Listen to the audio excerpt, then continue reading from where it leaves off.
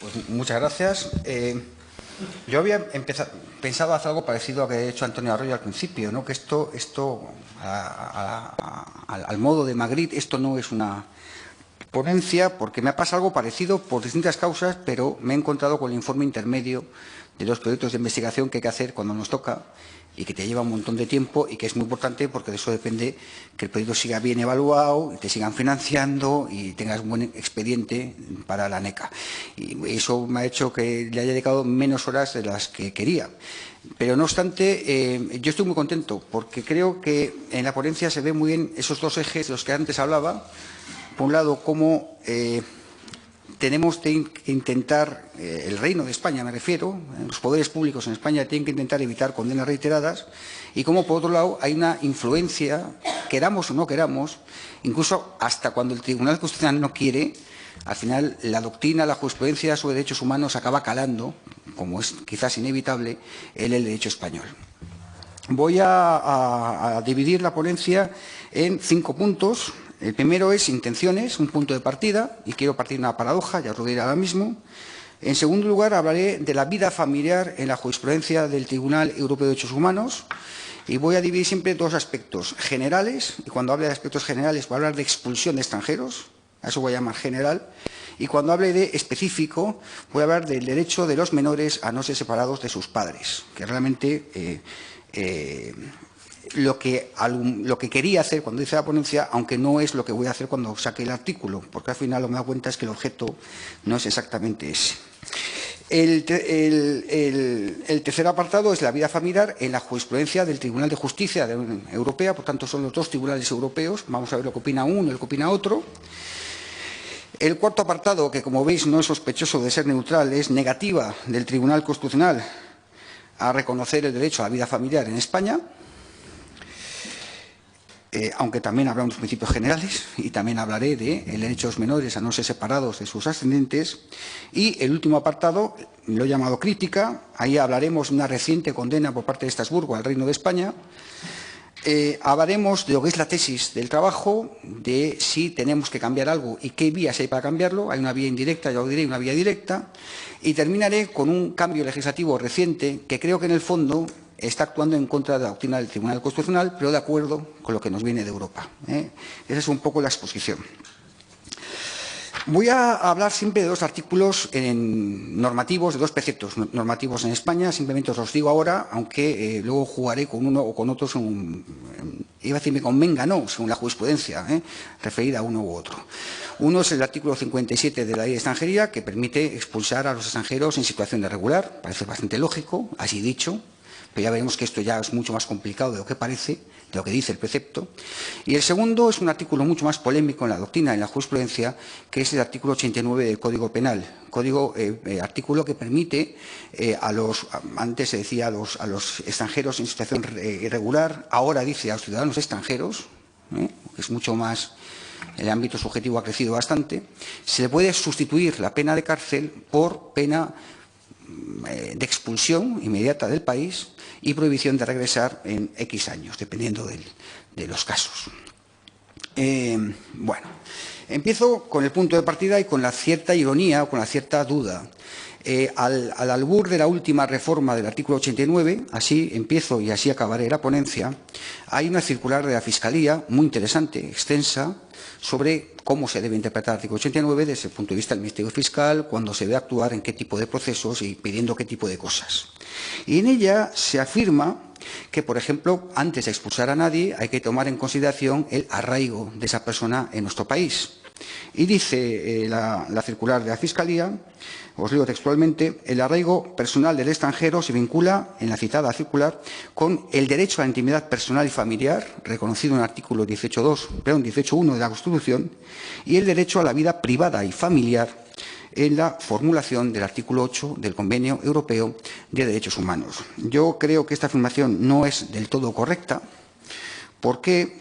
Porque el derecho de los menores a no ser separados de sus padres ni se recoge expresamente en nuestra Constitución, ni ha sido integrado por vía interpretativa en ese precepto, con lo cual, en el artículo 18.1, en el derecho a la intimidad.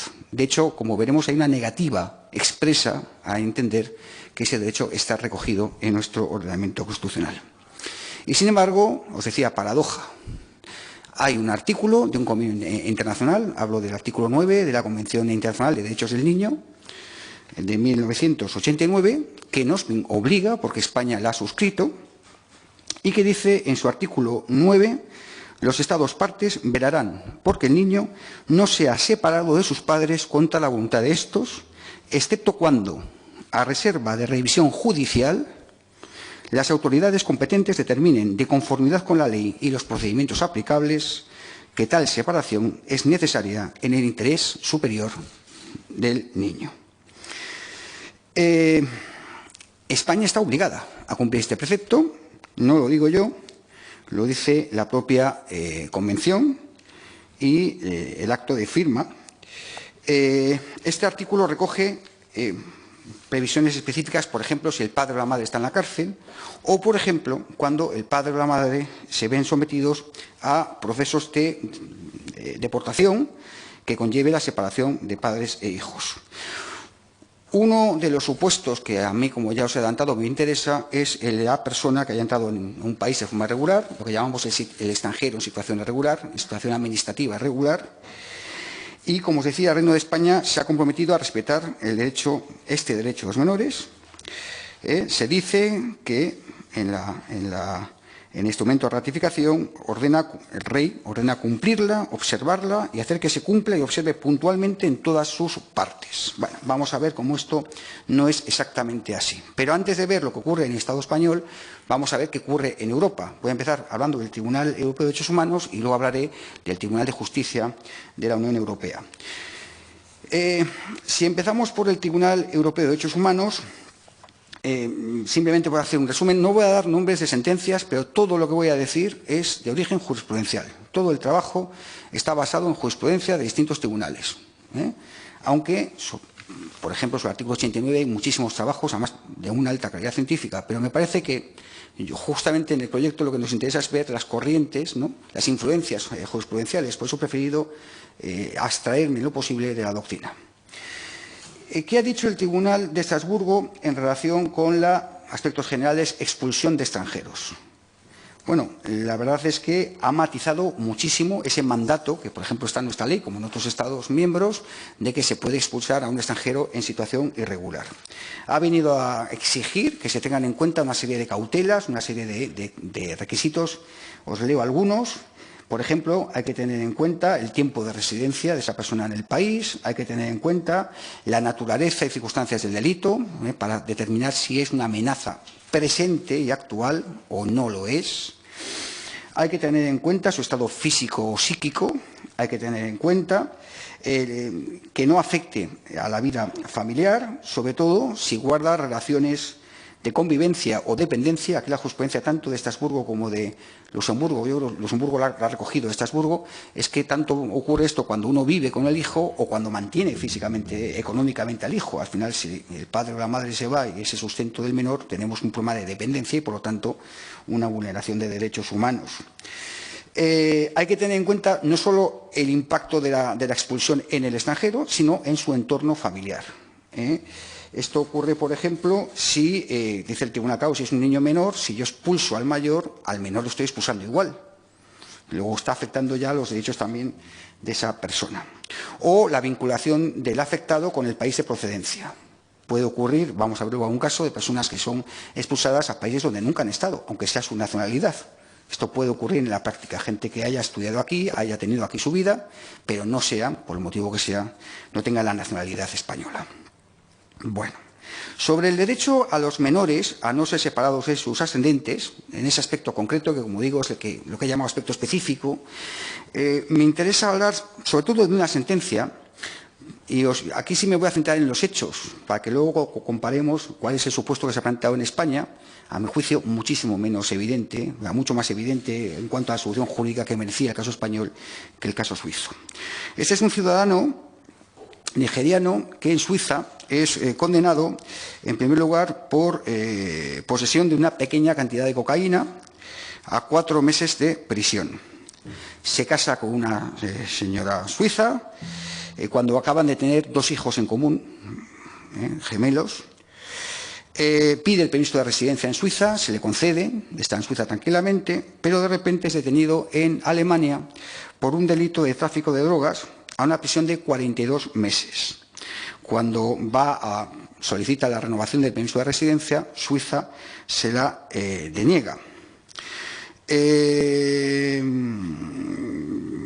Él alega que, claro, su familia depende, el sustento de su familia depende de él, aunque se había divorciado, pero tenía derecho de visita con los menores, con lo cual tenía una responsabilidad y una vida familiar en sentido fáctico, una convivencia con los menores. Se le obliga a abandonar Suiza. Bueno, aquí la duda es si esa expulsión vulnera o no vulnera su derecho a la vida familiar. Es verdad, hago una nota general, que a veces no damos cuenta de las palabras, pero las palabras importan, como decía el poeta. Claro, nuestra Constitución habla de intimidad, el convenio habla de vida privada. Vida privada e intimidad, yo creo que son nociones cercanas, pero en modo alguno idénticas. Lo que ocurre es que, como esto tiene que ver, a su vez, los derechos tienen que ver con la cultura, yo creo que nuestra cultura ha ido muy rápidamente evolucionando. Hoy tenemos una concepción de vida privada, lo que llamamos vida privada en muchas materias. Por ejemplo, el tema de aborto, el dicho la mujer pare, la mujer decide, eso viene de Estados Unidos y viene de la privacidad americana, de la idea de que la mujer decide su futuro y tiene que ver más con la vida privada que con la intimidad tal como se concebía en España en los años 80 del siglo pasado, cuando se hace la Constitución. Bueno, a lo que iba. El Tribunal Europeo de Derechos Humanos entiende que Suiza ha vulnerado el artículo 8 del Convenio Europeo de Derechos Humanos. Insisto, 2 delitos, una entrada ilegal en el país, en fin. ¿Por qué? Pues porque llevaba en Suiza más de 7 años viviendo, porque su vida familiar estaba allí y porque después de la condena, entre el periodo de la condena y la expulsión, se había portado perfectamente bien en el país, se había integrado en la sociedad y no había vuelto a plantear problemas. Tengo otra sentencia más reciente, pero más o menos va por la misma dirección. Viene a decir que hay que tener en cuenta la vinculación que tenga con el país, la vinculación que tenga con el país de procedencia, el país de origen, si tiene vida familiar fáctica o no, ya sea de convivencia, ya sea de dependencia, siempre distingue estas 2 posibilidades, etcétera, etcétera, etcétera. El Tribunal de Justicia de la Unión Europea también ha hablado de este derecho. Hay 3 directivas, las 3 muy importantes. Una sobre los nacionales comunitarios que viven en otro país de la Unión Europea. Otra sobre los extranjeros no comunitarios que tienen larga residencia en algún país de la Unión Europea. Esto se está también, en cierta medida, armonizando, lo cual yo creo que tiene su lógica. Y otra, más procesal, sobre el reconocimiento mutuo de resoluciones en materia de expulsión de ciudadanos de la Unión. Bueno, la jurisprudencia del Tribunal es también unidireccional. Voy a citar 2 sentencias, se podrían citar muchas, pero os leo una que utilizo un considerando textualmente, ni siquiera añado nada, ¿no? Dice el Tribunal, la negativa a permitir que el progenitor nacional de un Estado miembro o de un Estado tercero que se ocupa del cuidado efectivo de un ciudadano de la Unión Europea, el niño sí que es ciudadano de la Unión Europea, resida con éste en el Estado miembro de acogida, privaría de todo efecto útil, dice, al derecho de residencia del menor. Claro, si yo me llevo al progenitor, estoy limitando el derecho de residencia del menor. Dado que el disfrute de un derecho de residencia por un niño de corta edad implica necesariamente, dice el Tribunal, que el niño tenga derecho a ser acompañado por la persona que se encarga de su cuidado efectivo y, por tanto, que esta persona pueda residir con él en el Estado miembro de acogida durante su estancia en este. Hay también otra en la que, siguiendo aquí, sigue muy de cerca la jurisprudencia de Estrasburgo, dice que antes de expulsar a alguien, incluso aunque ya no tenga menores a su cargo, hay que tener en cuenta la conducta del individuo, si es un peligro o no es un peligro, si es un peligro actual, el tiempo en el que se dicta la expulsión y no el que se dictó la sentencia. Se dice algo que para España es muy útil, dice que no se puede aplicar la expulsión como consecuencia automática de la condena penal. Ya vemos que en España nuestra ley exigía durante un periodo que el juez estaba obligado, no es que puede sustituir, no, la ley en principio obligaba al juez a acordar la expulsión automática del extranjero en situación irregular. Y luego que hay que tomar en cuenta, como decía, el periodo posterior. Bueno, hay aquí hay muchas más sentencias, pero casi las voy a omitir por no hacerlo muy largo. Esto es lo que pasa en el Tribunal de Estrasburgo y en el Tribunal de Justicia de la Unión Europea. ¿Qué ha pasado con nuestro Tribunal Constitucional? Bueno, nuestro Tribunal Constitucional ha hecho un auto, yo aquí he puesto 40-2017, pero tengo la duda si es 40-2017 o 40-2018, pero bueno, me da igual. Es un año u otro, es reciente. Ha hecho un auto para explicar, una vez más, si hacía falta explicarlo, que él no reconoce el derecho a la vida familiar. Este es el objeto del auto. Que en España este derecho no forma parte de los derechos recogidos en la Constitución. El supuesto de hecho que da lugar a este amparo inadmitido finalmente, era un preso que lo que pedía es ser trasladado a una cárcel que estaba cerca de la familia donde estaban sus hijos para que pudiera mantener el contacto con los hijos. El tribunal podía haber inadmitido el asunto por una providencia, de hecho es lo más frecuente, pero aquí hace un auto, insisto, para explicar por qué este amparo debe ser inadmitido. Y es muy útil porque hace un repaso de toda su doctrina anterior, explicando que no en este caso, sino que ya ha dicho en reiteradas ocasiones cosas que no forman parte del derecho a la intimidad familiar. La primera, por ejemplo, el derecho a la reagrupación familiar de extranjeros.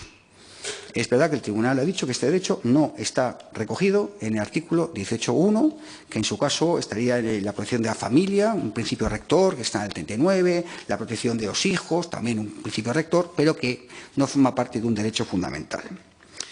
También ha dicho que la imposición de pena de alejamiento, que impide evidentemente mantener el contacto entre el penado y la víctima, o una relación familiar o de convivencia, afecta al libre desarrollo de la personalidad, artículo 10, pero que no forma parte de la intimidad personal ni familiar. Dice el tribunal, el artículo 18.1 protege la intimidad misma, dice, no las acciones privadas e íntimas de los hombres. Una afirmación, a mi juicio, francamente discutible, pero lo dice el Tribunal Constitucional.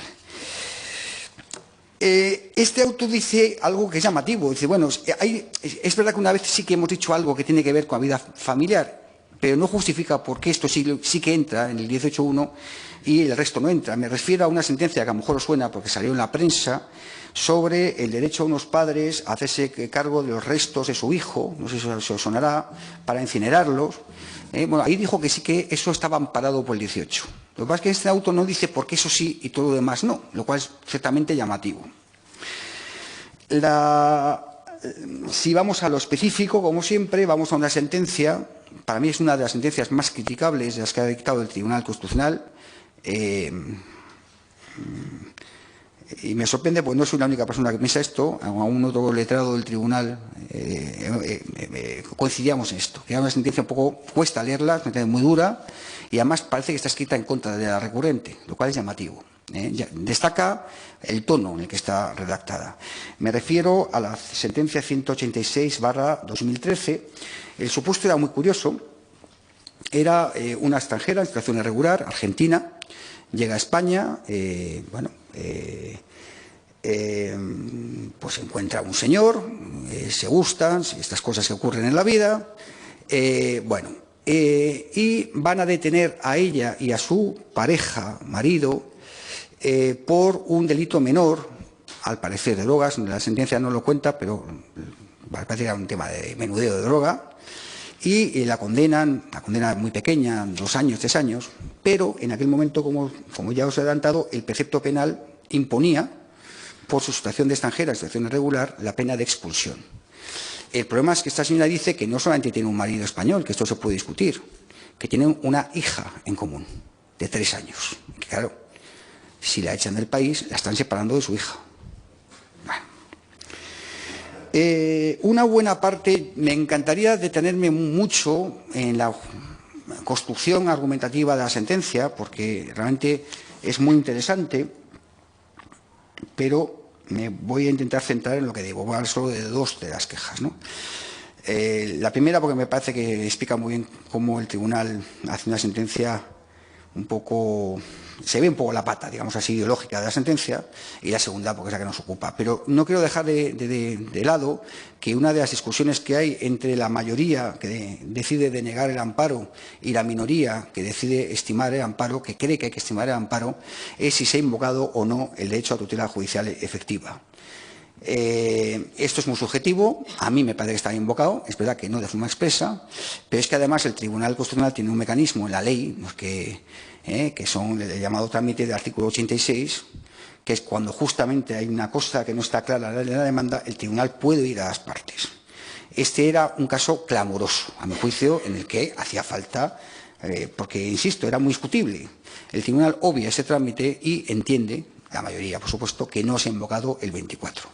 Quedaos con este dato, porque si hubiera entendido la mayoría que se ha invocado el 24, el amparo era prácticamente seguro, por no decir seguro. O sea que, pues yo digo que es una sentencia, bueno.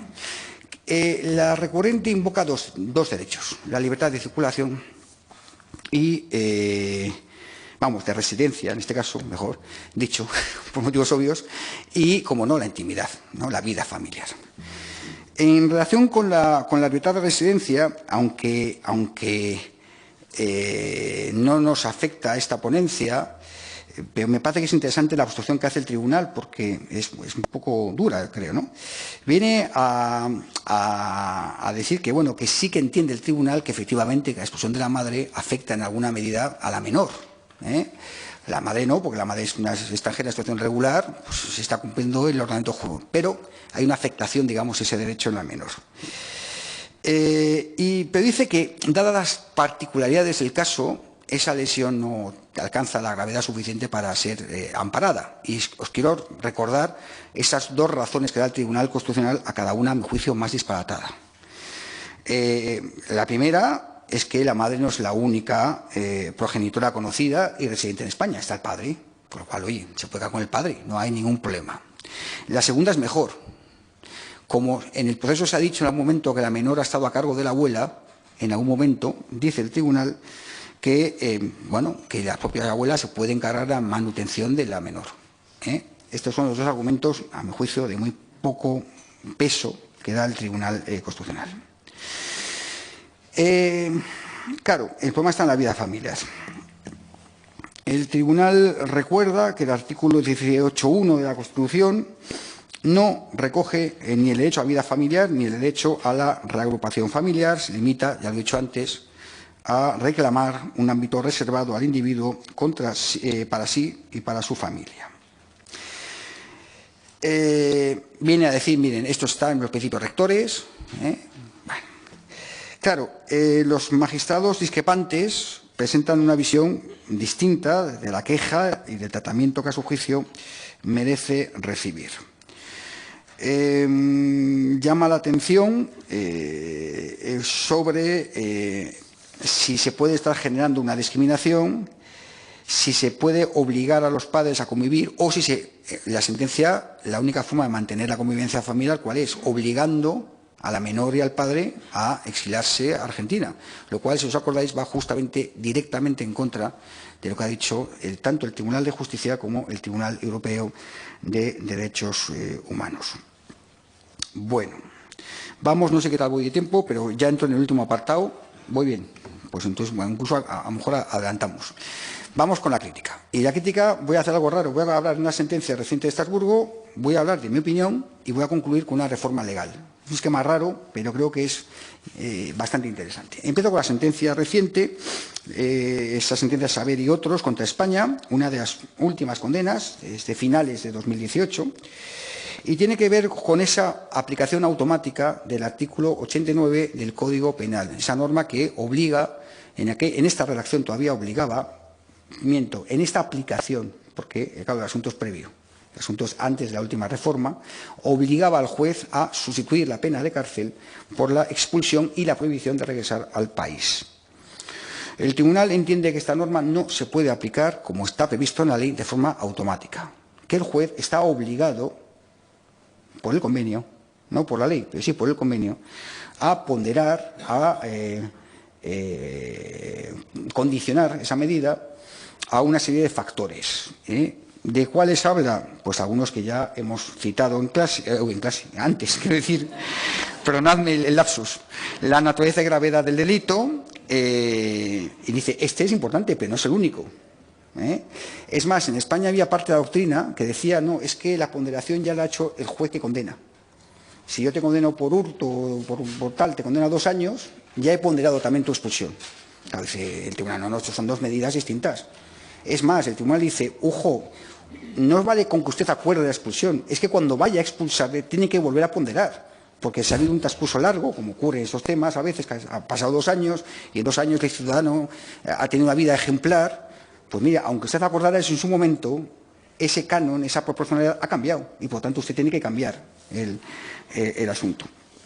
El hecho de que las autoridades nacionales no tuvieran en cuenta ni la gravedad de los delitos, insisto que daban por automático el efecto, ni los criterios establecidos para evaluar la necesidad de las medidas de expulsión y prohibición, sea un peligro poder real, su arraigo familiar, si tenía menores a su cargo o convivía con ellos, etc., etc., etc., la duración de la estancia, la situación que podía tener en el país al que se le mandaba y la situación familiar. Conclusión, dice el tribunal, se ha vulnerado el artículo 8 del Convenio Europeo de Derechos Humanos. Bueno,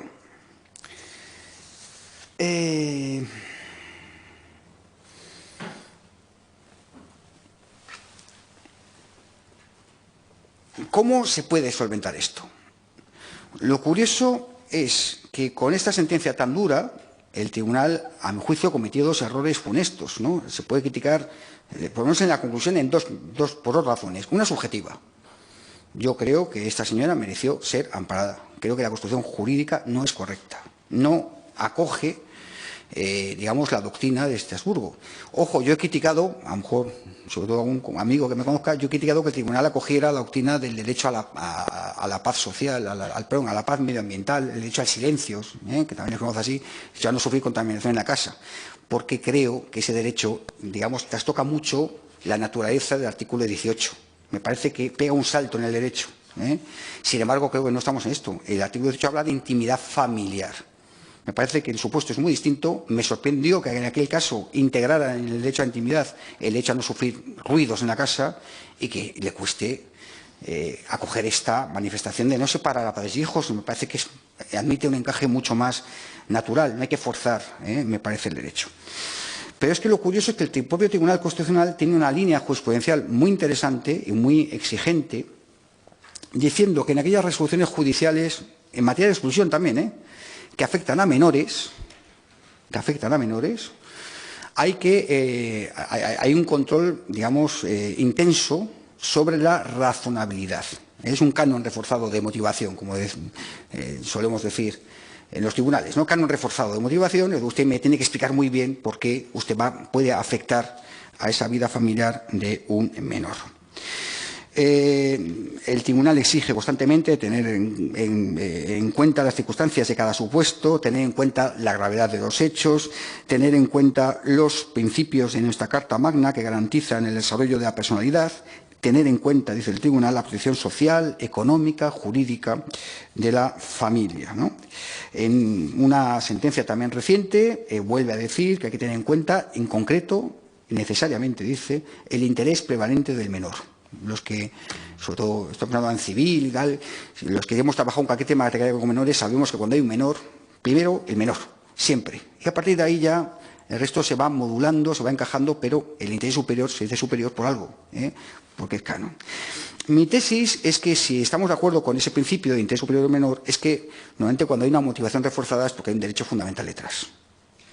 Me parece un poco absurdo que el tribunal diga que cuando hay un menor, la tutela judicial, la motivación tiene que ser extra, pero que no dé el paso de decir que eso es así porque hay un derecho sustantivo, digamos que se quede en el 24, cuando evidentemente en este caso creo yo que hay un derecho sustantivo que es el derecho a la vida familiar. Yo lo veo evidente. Lógicamente propugno ese cambio jurisprudencial. Pero, como sabéis, el Tribunal lleva una época un poco de deriva y a veces ampara cosas que no debe y a veces no ampara cosas que debe. Os decía que la sentencia que os citaba, la 186-2013, era criticable por dos motivos. Uno subjetivo, por no amparar, y otro objetivo, porque era previsible, era muy previsible, que el Reino de España fuera condenado por Estrasburgo. Esto nos abriría un debate paralelo que no tiene que ver con este proyecto de investigación, pero es sobre si el Tribunal Constitucional debe de, cuando va a dictar sentencia, digamos, ¿cómo lo diré?, mirar alrededor antes de dictarla para evitar posibles condenas, porque este es un caso clamoroso. Tan clamoroso, que yo creo que es el único caso en el que el Reino de España ha pactado con la víctima, ha hecho lo que se llama el acuerdo amistoso, para que no llegara a ser juzgado por el Tribunal de Estrasburgo. ¿Por qué? Porque un año antes estaba el caso de este señor suizo que os acabo de contar, delitos en drogas, entrada ilegal en el país, separado de los hijos, un caso que era, creo, yo creo que era amparable, pero vamos a ver, si hay que graduar, era mucho más amparable no ciudadana, pero sí la persona que vive aquí. Me parece que era, bueno, evidente, ¿no? Yo creo que también lo pensó la Abogacía del Estado, y ya os digo, no solamente esta recurrente no se fue de España, sino que gracias a la mala actuación, ojo, no del Tribunal Constitucional y del Reino de España, ya sé que nos condenan como Estado, pues le hemos dado 19.000 euros, que habrán vendido muy bien, supongo, para educar a su hija. Y además me alegra, porque cuando alguien lo hace algo mal, pues tiene que pagar. Esto es la vida. Podía parecer entonces que estábamos con un cierto divorcio, que hay una postura en Europa y una postura en España, pero no es así. La última modificación del artículo 89 lo cambia todo. Puede tener algún aspecto criticable. Antes os he dicho que el antiguo precepto ha habido varias reformas, pero hasta la última siempre se hablaba del extranjero en situación irregular, que es un término muy acotado. Ahora se habla de ciudadano extranjero.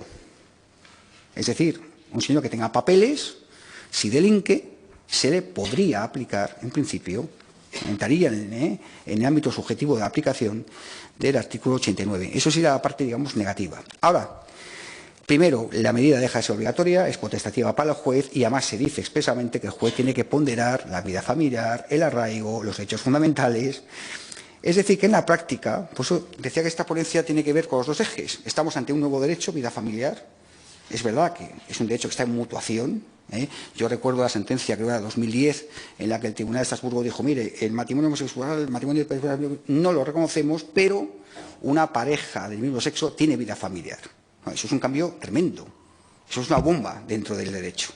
Bueno, es un derecho que está en evolución. Y vemos también, por otra parte, cómo la jurisprudencia europea, no sé si decir ha llevado, ha obligado, no sé muy bien qué término utilizar, ha llevado a una reflexión del legislador español en la que, aunque el Tribunal Constitucional no haya dado el paso adelante, el legislador sí que lo ha hecho. Y más o menos ahora se puede decir que hemos asumido en nuestro derecho esa doctrina europea.